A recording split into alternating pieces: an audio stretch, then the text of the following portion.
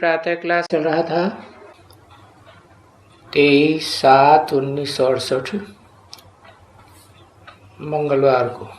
पहली लाइन बात चल रही थी भक्ति मार्ग में दान पुण्य जप तप कितना करते हैं, उसको कहते हैं भक्ति मार्ग। ये ड्रामा के अंदर इसकी नूद है भक्ति मार्ग की।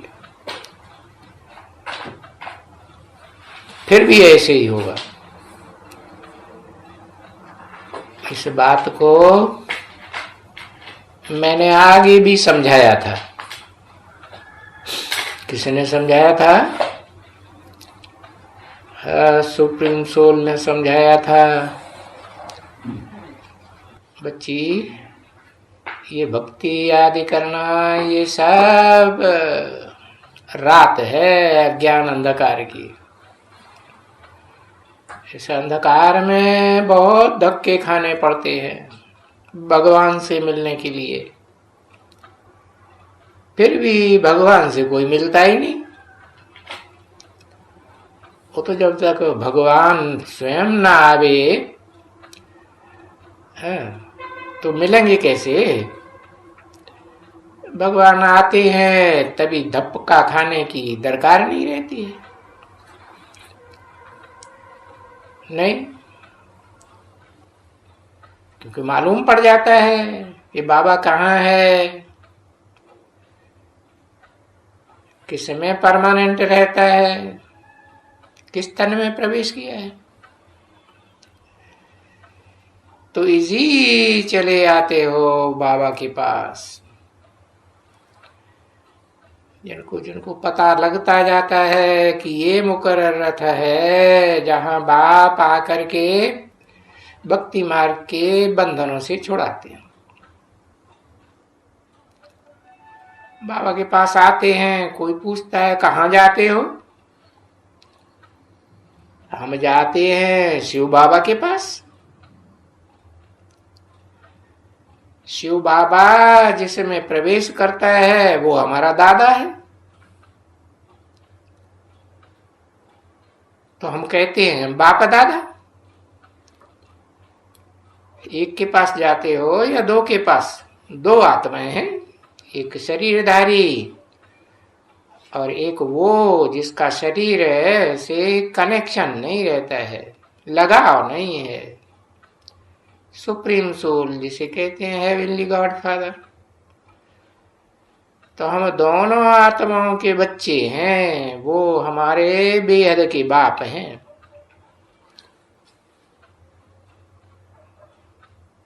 तो ये बात गुप्त रहना और ही अच्छा है,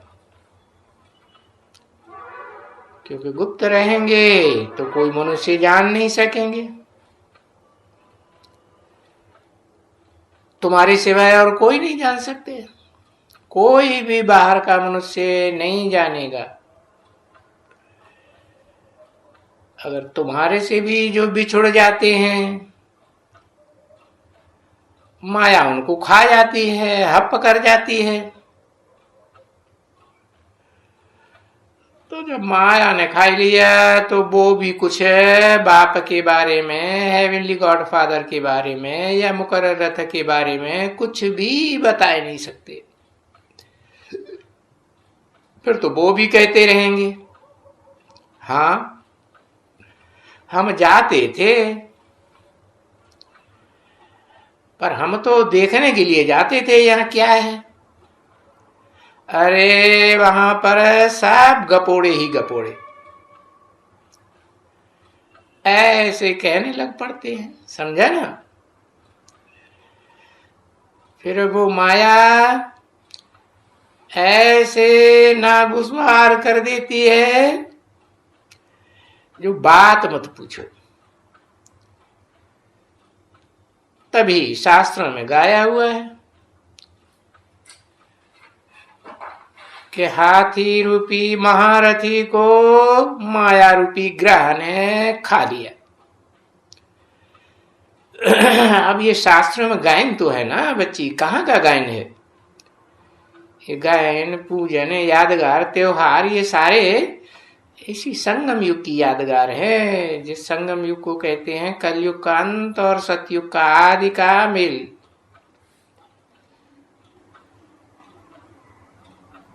ये जो पुरानी दुनिया जो हो करके गई है भक्ति मार्ग की शूटिंग पीरियड में, संगम युग में, उसका फिर गायन होता है कि भाई माया रूपी ग्राह ने गज रूपी महारथी को हप कर लिया, तो फिर बेहद का बाप बैठ करके बच्चों को समझाते हैं। बेहद का बाप मना मनुष्यों का बाप नहीं, मनुष्य आत्माओं का नहीं, सिर्फ आत्मिक स्थिति में रहने वाले बच्चों का बाप।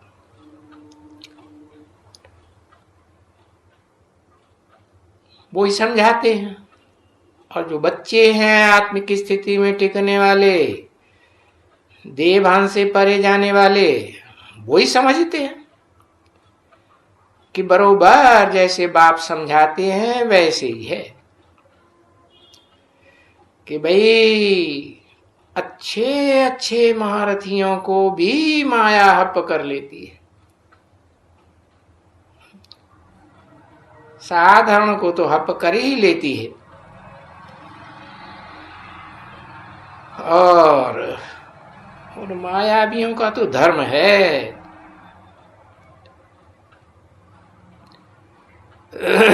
जो चंबे में आ जाते हैं माया के। बहुत हैं जो बाबा को लिखते हैं, बाबा अपनी माया को अपने पास रखो। अरे बाबा के माँ है, बाबा कोई माया को अपने पास रखते हैं? अपने पास तो नहीं रखते ना। हाँ बेटी है तो बेटी तो बाप के घर में आवेगी ना, नहीं? हाँ तो मैं लिखता हूं, हमारी माया थोड़ी ही है? वो माया बेटी है तो वो तो बेटी को किसी को दी जाती है ना, दान की जाती है ना, तो वो तो मैंने दे चुकी, जो दे दिया वो मेरी थोड़ी ही रही। बाकी ऐसे थोड़े ही है कि बेटी को घर में नहीं घुसने देंगे, नहीं घुसने देंगे। हाँ तो हमारी माया नहीं है जो मेरी ही आज्ञा मानेगी। मेरी आज्ञा नहीं मानेगी तो किसकी मानेगी है? अरे अपने पति की मानेगी कि मेरी आज्ञा मानेगी? हाँ तो जिसको अर्पण की हुई है वो उसी के कंट्रोल में चलेगी, नहीं? हाँ तो वो उनका पार्ट है। किनका? उनका कह के बहुवचन क्यों कर दिया? माने माया का, और माया क्यों चलाने वाला जो भी है मायावी रावण, उनका पार्ट है। बाकी ऐसे नहीं है कि माया रावण कोई हमारा है? वो हमारा नहीं है, हमारा थोड़ा ही है। हाँ रावण अपने राज्य में राज्य करते हैं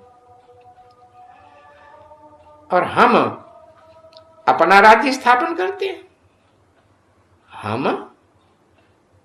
हम क्यों कहा? मैं क्यों नहीं कहा है? कारण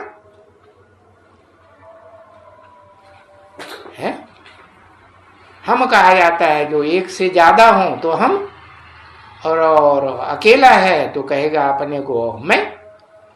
तो बाबा कहते हैं मैं अर्थात मैं शिव की आत्मा ये राज्य स्थापन करता नहीं हूं। हाँ मैं राज्य नहीं स्थापन करता हूं, मैं करता धरता नहीं हूं। क्या? न मैं करता हूं और न मैं मेरे को तो अकर्ता कहा जाता है। हाँ, जिस तन में प्रवेश करता हूं, हाँ, और वो तन मेरे को याद करता है तो उसको पावर आ जाती है, मेरे संग की रंग की पावर आती है ना।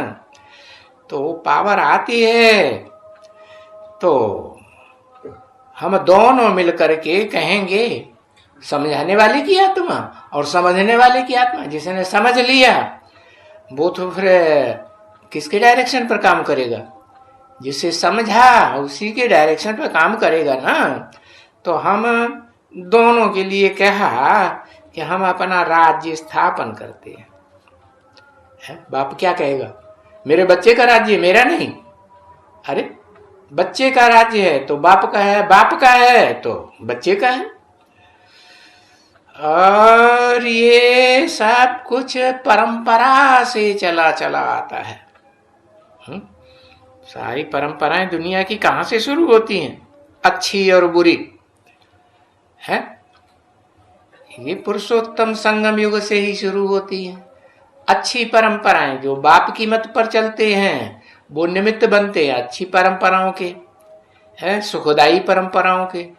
और जो अपनी मन मत पर या और मनुष्यों की मत पर चलते हैं वो फिर खराब खराब परंपराएं डाल देते हैं जिनसे दूसरों को दुख होता है।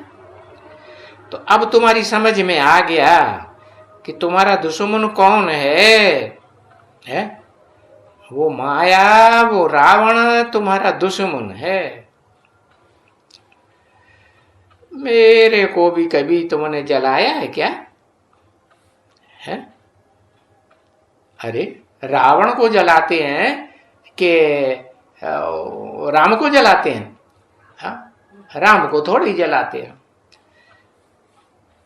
वो त्रेता वाला राम नहीं, पुरुषोत्तम संगम युग में वही राम की आत्मा आकर के जिसमें मैं प्रवेश करता हूं, जिस मुकर्रर रथधारी में, उसकी बात बताई कि उसको नहीं जलाते हैं। मैं तेरा दुश्मन थोड़े ही हूं। किसने कहा? सुप्रीम सोल ने कहा मैं तेरा दुश्मन थोड़े ही हूं। तेरा माने किससे कहा है? एक से कहा या दो चार से कहा? ब्रह्मा से कहा।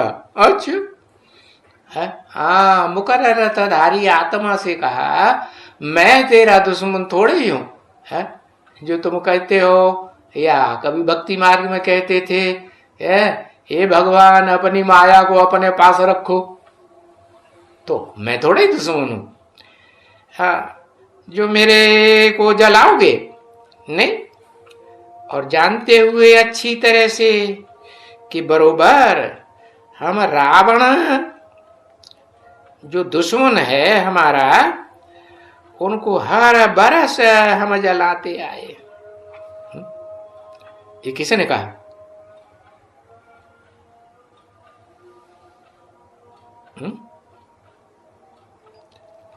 ये किसने कहा? हम रावण जो दुश्मन है उनको हर बरस हम जलाते आए। हम माने कौन है? हाँ, ब्रह्मा बाबा और मुकर्रर रथधारी राम की आत्मा। उन्होंने बोला कि हम जलाते आए हैं। किसा कहा? भक्ति मार्ग में जलाते आए हैं, वर्ष वर्ष जलाते। क्यों जलाते हैं? अरे पीछे हमको लंका है। हाँ, वो लंका सोने की थी। बहुत सोना था ना लंका में, तो वो सोना बहुत मिलेगा।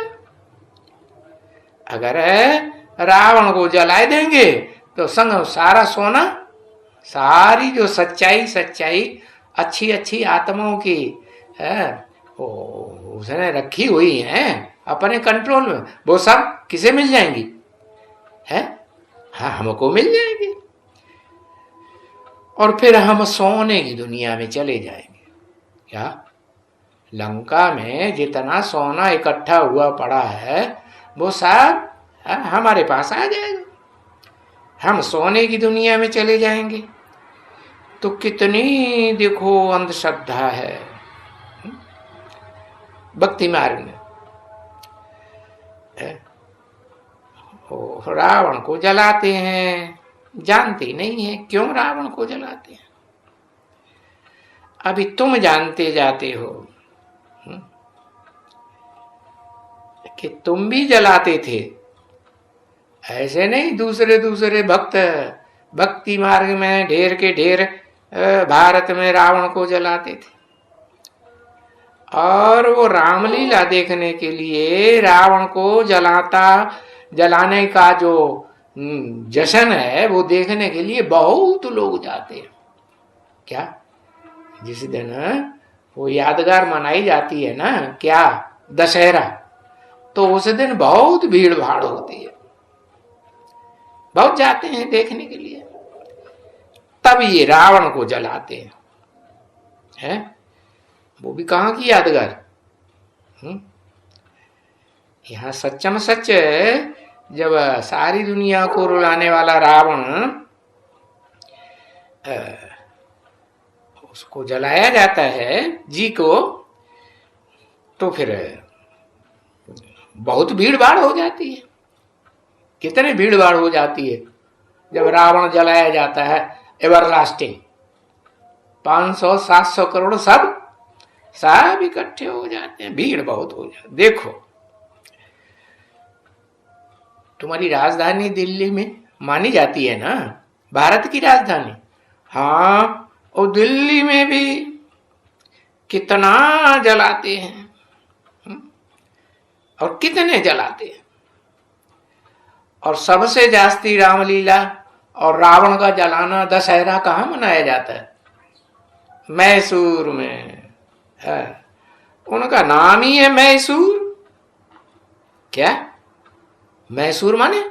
सूर माने सूर्य, मैं माने मैं। तो सबसे जास्ती रावण को कौन जलाने वाली आत्मा हुई? जो 60 रूपी रंगमंच पर ज्ञान सूर्य विवस्वत का पार्ट बजाने वाली आत्मा है, जो शास्त्रों में भी प्रसिद्ध है। वो तो मैसूर वाला तो बहुत ही जलाता है। वो लोग कोई ये बंदर बहुत बनाते हैं, बंदरों की सेना। क्या? और दूसरे जानवरों की क्यों नहीं बनाते? क्योंकि दूसरे जानवरों में इतने विकार नहीं होते हैं। बंदरों में तो सबसे जास्ती विकार होते हैं, तो बंदरों की सेना बनाते हैं। दिल्ली में भी बनाते होंगे। क्या? वो बंदरों की सेना ऐसे नहीं कि मैसूर में ही बनाते, दिल्ली में भी शहर शहर में रावण को जलाते हैं। और जलाने वाले बंदर ही होते हैं। बंदरों में भी कोई बड़ा बंदर है कि नहीं? कौन? वो बहुत जलाने का काम करता है लंका को, है हनुमान। वो सबके मान मर्तबे का, रावण संप्रदाय का, कि हम बड़े लंबे चौड़े हैं, हमने बड़ा संगठन दुनिया का इकट्ठा किया हुआ है, सब धर्म की आत्माएं, उनके धर्म पिताएं और उनके फॉलोअर्स हमारे कंट्रोल में आ गए, प्रजातंत्र राज्य में आ गए कि नहीं? सारी दुनिया में प्रजातंत्र राज्य फैल गया कि नहीं कलयुग के अंत में? तो देखो, दिल्ली में तो बहुत बनाते हैं। कोई नहीं देखा होगा दिल्ली में रामलीला ग्राउंड में? बाबा ने कभी नहीं देखा है। कौन से बाबा ने नहीं देखा है? ब्रह्मा बाबा ने नहीं देखा। और कौन से बाबा ने देखा है? ब्रह्मा बाबा ने नहीं देखा। जो टेम्पररी ब्रह्मा का 4 मुख इकट्ठे दिखाए जाते हैं, संगठन की शक्ति ज्यादा है ना उसमें, है साइंस शक्ति के आधार पर अम्मा का पार्ट बजाया नाम, इसीलिए रखा हुआ है ब्रह्म माने बड़ी, माँ माने माँ। तो सब माताओं को इकट्ठा कर लिया, जो मुखिया माताएं हैं, और वो शास्त्रों में चित्रों में 4 मुख वाला ब्रह्मा दिखाई दिया। तो वो कहते हैं हमने कभी नहीं देखा। तो बाकी दिल्ली वालों ने देखा होगा। क्या? दिल्ली वाले कौन है? दिल्ली वाले जिन्होंने जिन्होंने दिल्ली में राज्य किया है वो सब दिल्ली वाले हुए ना है? और अत्याचार भी किया है दिल्ली में कि नहीं? खून खराबा किया है कि नहीं? हाँ, लेकिन बड़े से बड़ा दिल्ली वाला कौन हुआ जिसने दिल्ली को बहुत सजाया? कोई हुआ कि नहीं हुआ है?